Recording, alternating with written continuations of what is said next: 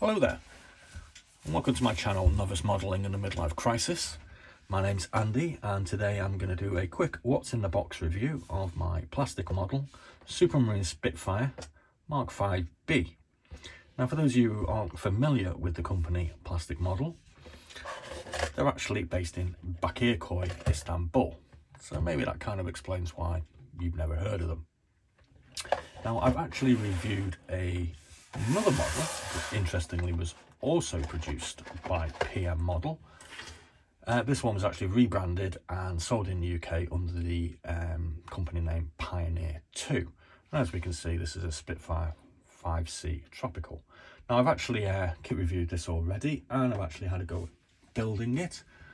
I can't quite see it in my little collection of things that I've got to the side of me, so you'll just have to find that on my channel. Now, back to this kit here. This one was produced in, I think it was 1984. The Pioneer that I've just shown you reboxing was actually produced in 1989. Now, when I actually saw this, I actually got it off a chap on eBay called Optica Technica, and I have a collection of around about 33 Spitfires, which I'm currently trying to get through, and this one is going to be built also. I think this cost me around about £7.50.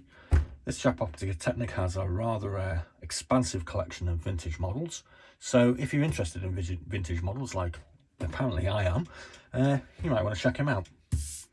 So, as we can see from the cover art, what we've actually got something here is something rather strange, or that's what I thought. In the foreground we've got this Spitfire Mark 5, which is done up in Turkish markings. And when I saw this, I saw this Focke-Wulf 190. I thought that's kind of odd. We've got a Turkish markings Spitfire and a Turkish markings FW190. Now, apparently what happened is the Turkish Air Force acquired a number of FW190s during the Second World War. And in the post-war period, immediately after the World War II, they actually acquired a number of Spitfires also. There's actually some interesting information online that I found out about this, and, you know, if you want to feel like searching it up, feel free. So anyway, let's get on with this show and I'll have a look at what's in the box. These parts are really familiar to me. Well, I've already built one of these, basically. A lot of these parts are loose. It is an old kit after all. Vintage. There's not really an awful lot of information on the model itself, so as per what I normally do, I'm not actually going to read this out. I mean, reading things about Spitfires, I'm sure it's a little bit boring for you, and it's getting a little bit tedious for me also. So anyway, we can see we've got some nice Turkish markings here, and we also have some accompanying British markings. The roundels on these, they're not very well centered, and as you can see, it's kind of blue, white, red. So luckily we're going to be doing this as the Turkish variant. Incidentally, I do actually have plans, because this wasn't actually issued by PM Model, to build an FW190 in Turkish markings. Now obviously these markings are kind of hard to find, but I have actually found these Turkish markings online. They're actually from a jet plane, so they're not, 100% accurate, but I think it might kind of make an interesting accompanying aircraft for this. So there we go.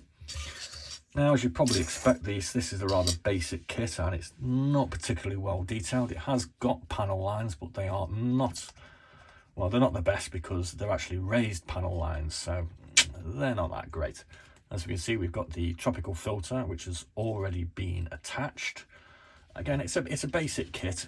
It serves my purpose, which is to build up a load of airframes for painting practice. So that's kind of why I've got it, and that's why I'm not really that bothered. Again, we've got one sprue here, which has got the propeller, the nose cone, and the remainder of the tail attached. We've also got some really basic exhaust cowlings. Here we have a couple of wings. There's no real assembly required here. As you can see, it's kind of hasn't got a hole here, which there should be for if you actually decide to put the landing gear down. Well, that's kind of unfortunate. The cannons are already attached as well. You do also get a little display stand should you wish to display this. Not exactly the most attractive model ever, but at the end of the day it's part of the history of modelling, and I've kind of become a little bit interested in this sort of aspect of the modelling world. So anyway, I'm actually going to build this probably later on this evening, or maybe tomorrow if I don't get the time. And obviously I'm going to stick a video up of me throwing this together in my customary style, hopefully in around about 20 minutes. Obviously, like I've said, I'm just doing this to get some models together so I can actually practice painting. So anyway, I hope you enjoyed this little video, and any suggestions or questions are most welcome. I like engaging with you guys who take the time and trouble to actually watch my videos, so join me for my model building ride. Be seeing you.